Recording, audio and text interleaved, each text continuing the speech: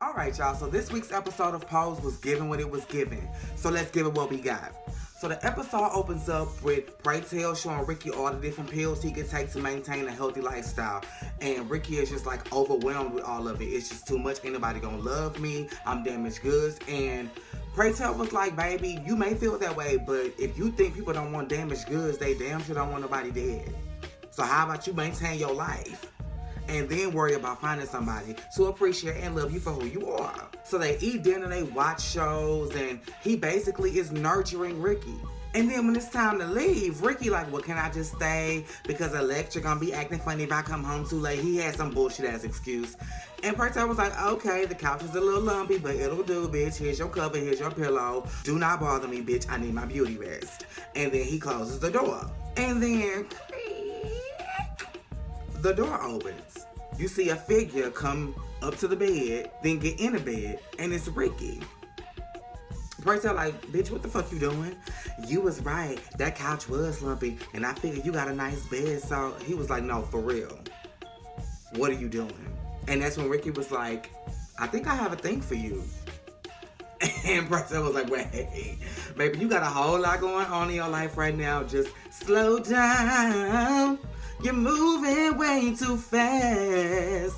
Cause baby, you ain't much older than 16. And then things took a turn. Ricky said, nah, bitch, I ain't confused. However do you want it?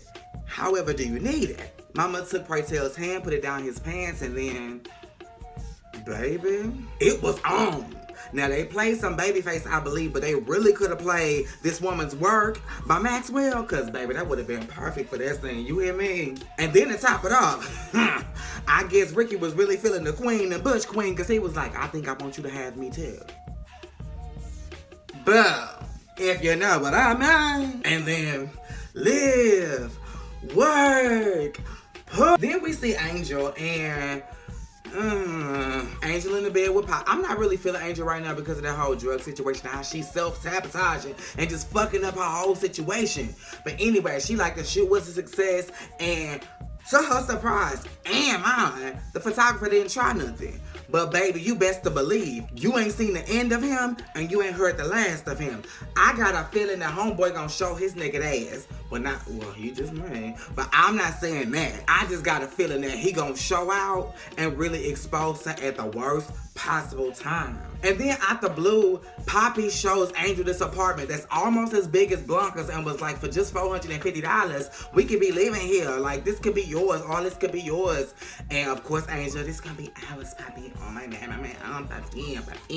But y'all, if my man was Poppy, I'd be saying the same thing, huh? The meeting with the ballroom council. Child, did y'all see the way Praytel was skipping down that sidewalk? He was like, diddly, diddly, diddly, diddly, diddly, diddly. Hey, how you doing, girl?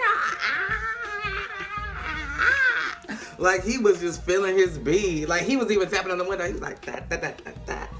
Like, everybody was like, okay, bitch. You are glowing, okay?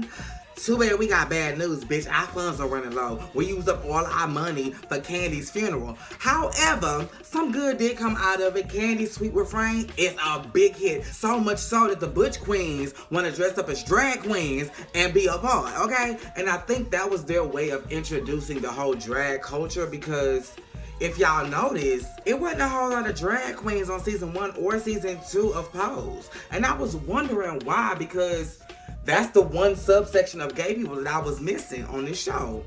Here we go. But anyway, when they brought up the category, Praytel was like, okay, I'm with it. But everybody was like, bitch, like, you too happy-go-lucky, bitch. You oppose almost every category we try to bring up, especially the lip syncing, okay? You just gave Candy a hard time, make she rest in ethereal peace. Like, I wonder if Candy's ghost is gonna hunt Praytel about the shit he got going on with Ricky. That would be good too. But anyway, the queens was not having it. They was like, on top of the fact that you are super in agreement to everything, you super positive, bitch, you got a glow on you that you just can't explain, bitch, so what's going on? At first he was like, I got a new skin regime. And they was like, bitch. That's what he told him. He was like, I've taken a lover. They like, Then he was like, the person is younger.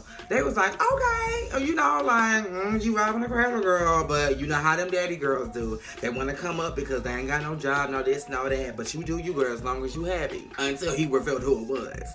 He was like, it's Ricky. They was like, oh, bitch, no.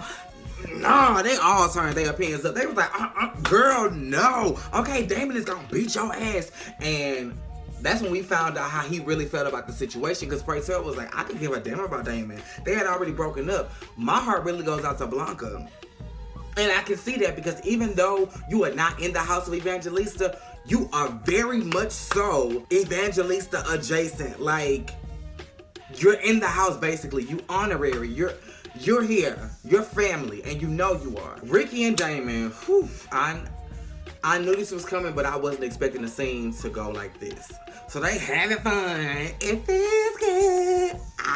Yeah. They getting it. It's just them two at the house. Damon about to put on some pizza rolls. Everything is going good. And he first started noticing a change when Ricky was like, oh, all of these preservatives, I don't know if I can eat this. And Damon was like, bitch, we eat pizza rolls all the time. Like, what the fuck? And then Damon did what I was not expecting him to do. He was like, I want to take you back.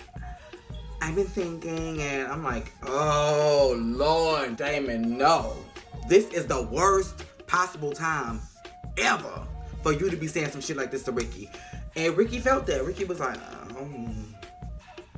I gotta tell you something. Damon was like, please do not tell me you are talking to somebody else. Girl, that ain't even half of it, okay? Ricky was like, I'm positive. Damon was like, what are you talking about, bitch? We just got tested. He was like, no, Chris told me, and then boom, boom, boom.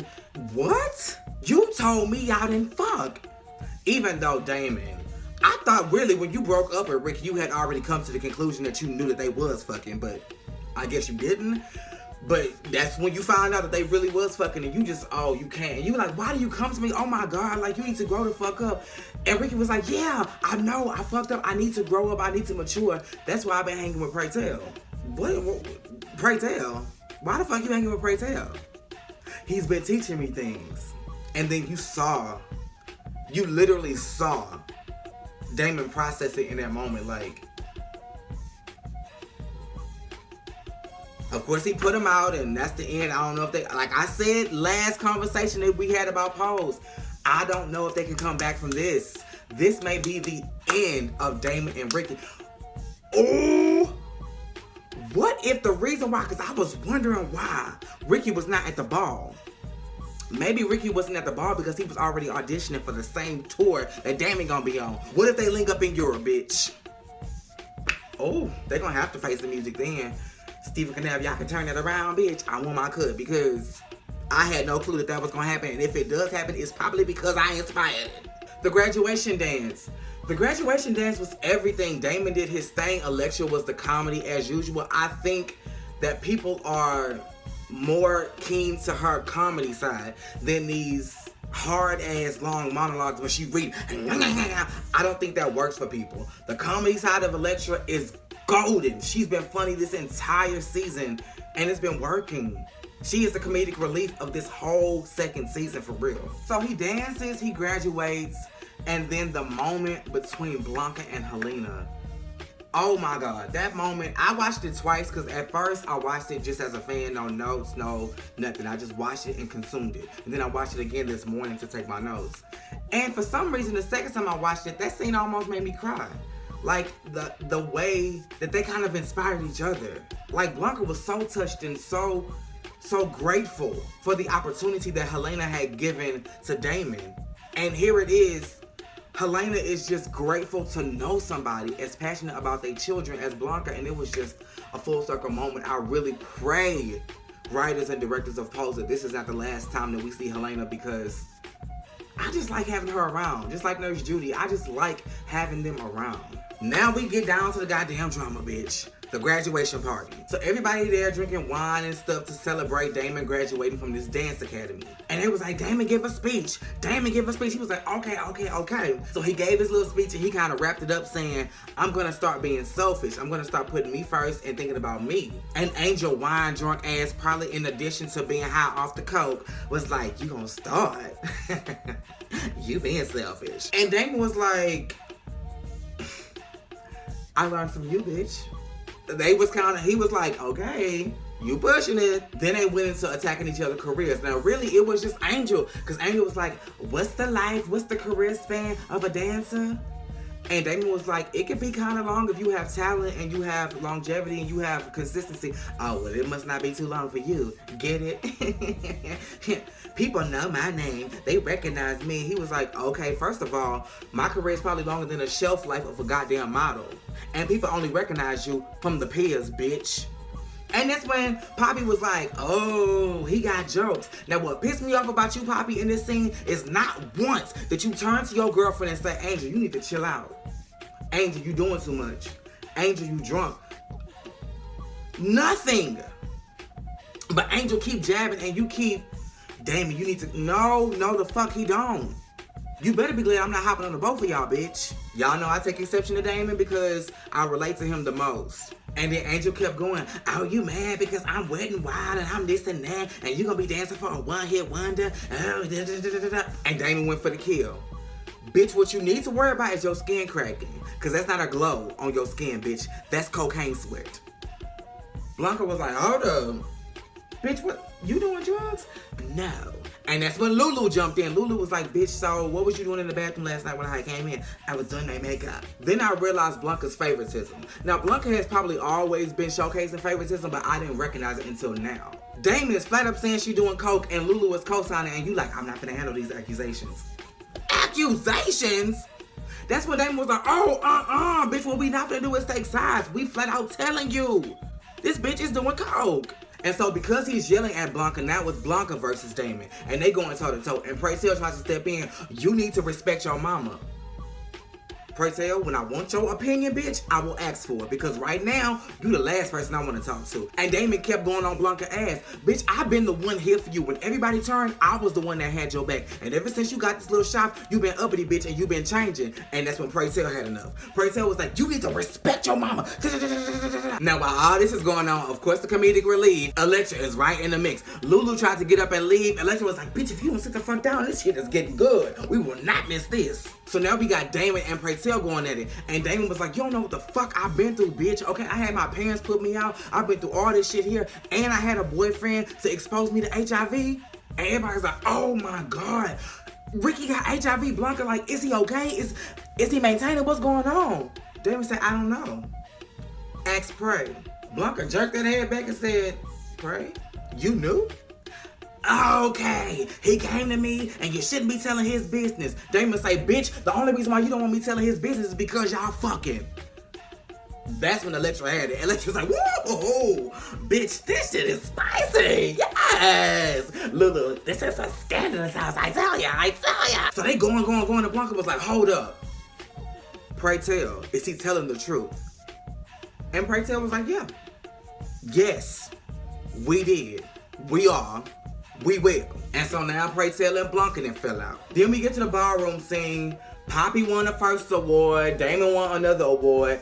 Damon and Blanca still going at it. Damon and Angel still going at it. Poppy caught in the middle. And instead of Blanca trying to make it right with Damon, she went after Pray Tell. Pray Tell, we need to talk. What you got going on? It's not right. You are manipulating him. And that's when Pray Tell called her ass out. Bitch, you play favorites. When Poppy brought drugs in the house, you put his ass the fuck out. You know good and well that Angel's doing drugs, and you, oh no. That reminded me of Cat Williams. Whitney just smoked her kneecaps off, and y'all saying, That's exactly what Blanca was doing. Rest in peace, Nippy. And then Pray Tell kept going. You got a rule about house members fucking, but you let Damon and Ricky do it, but when I do it, it's a problem. I got a person who loves me. You not finna take that away from me. And that's when Blanca let into his ass. Bitch, let me tell you a motherfucking thing. At least you got gay people to house you in when y'all all got the shit together. As a transgender woman, men don't even want to share a spoon with me because they know I got the disease. They want nothing to do with me. So I've been living for 2 years without a lover and a secretary in my life because I got the same disease you got. But bitch, you getting your goddamn pussy popped and you popping pussy, bitch. No. And you can tell it affected Pray Tell because he walked off, came back and said, I never wanted to hurt you. I never wanted to hurt anybody, but most of all you. And then in the next scene, he drunk out of his motherfucking mind and Ricky has to take care of him. Now, I was wondering why Ricky wasn't at the ball, but if my imagination is right, it was because he was auditioning for the same tour that Damon about to be on. What I will say about that scene though, I love the way Ricky stepped up to the plate and took care of Pray Tell. He took care of Pray Tell the way he would expect Pray Tell to take care of him. And what really warmed my heart was when Purcell was like, bitch, please, this is somebody who's gonna break my heart and I'm going through all of this for you. Somebody who ain't even gonna be here in the morning. And not only was Ricky still there, Ricky cooked breakfast, Ricky had the medicine, and he was like, I'm here. Now, how long that's gonna last, I don't know, because we all gotta keep in the back of our minds what type of person Ricky really is. So he may have changed because of this disease, he may not. We don't know which road he gonna take. So let's not be Team Ricky just yet. He get cool points for what he did with Purcell, but bitch, he ain't at the doghouse for the way he did Damon. Angel and Blanca. So they meet up for lunch or whatever, and Blanca is still in this gaze of everything is fine, and Angel's like, no, you and Purcell, you and Damon, me and Damon, like, it's so much going wrong right now, but it'll be all right. I got something to tell you though. Mama, Damon wasn't lying. And Blanca immediately, I knew it. That damn Poppy, he exposed you to drugs. I knew it. I should have never let. She was like, no, I did it. And baby, little does she know, she introduced Poppy to the coke. And I don't even think Poppy's still doing coke. I think it's just her ass. And she was like, Mama, you gotta do what you gotta do. You kick people out when they break the rules. I broke the rules. And Blanca was like, no, you're my only daughter. I know, Mama, but I broke the rules. If you're gonna be a good mama, you have to be fair. I gotta go. And she told her about the apartment or whatever. Now here's what I'm thinking. At least you had a reign on the coke when you were staying with Blanca, because you were sneaking and doing it. Being in your own house, you got free reign to do what you want to do. Please don't coke yourself out and be dead by the time the season finale comes. Please, Angel, girl, you've come too far. Do not burn your bridge and end your life behind this stupid ass drug. Have you learned nothing from Pennsatucky and Orange is the New Black? And then the final scene. I love this scene because it honestly and truly, they wrapped this episode up as if it was the season finale. Now keep in mind, last season we only had 8 episodes. So maybe they was going into the season thinking they would equally have 8 and they got 10, so they just added 2 more. But this shit was wrapped up in a nice little bow to end the season. Damon found out at the bar that somebody was interested in taking him on the road to Europe. He told Blanca in this last scene, she helped him pack. You see Angel moving out, but she also makes peace with Damon, so that's beautiful. Elektra gives Blanca some great advice on mothering, which shocked me coming from Elektra. And then we see Purcell still with Ricky and just trying to figure everything out. And we find out that love takes time. Come through Mariah Carey. And y'all, that was the episode. Episode 8 was given what it was given, and I gave it what I had. Y'all make sure y'all like, comment, subscribe, and that your notifications are on. Same place, same time.